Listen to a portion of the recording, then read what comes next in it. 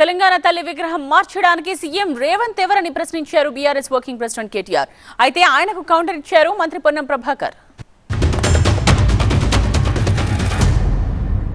ఆయన నాకు తెలియకడుగుతా రజనీ గారు, ఆలిని మార్చిన వాళ్ళని చూశాను, తల్లిని మార్చిన వాళ్ళని మాత్రం ఎవరిని చూడలేదు. ఈయన తప్ప తల్లిని మారుస్తారండి?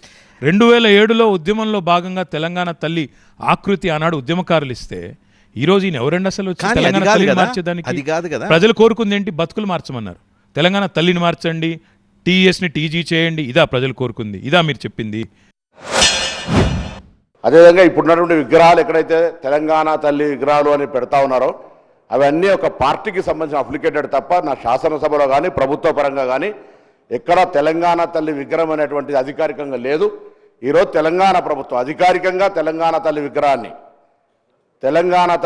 అధికారికంగా మన సచివాలయమైనటువంటి డాక్టర్ బాబాసాహెబ్ అంబేద్కర్ సచివాలయంలో అందరికీ కనబడే విధంగా పరిపాలన బాగుండాలి, తెలంగాణ స్ఫూర్తిదాయకంగా ఉండాలని ఈరోజు తెలంగాణ తల్లి విగ్రహాన్ని పెట్టుకుంటా ఉన్నాం.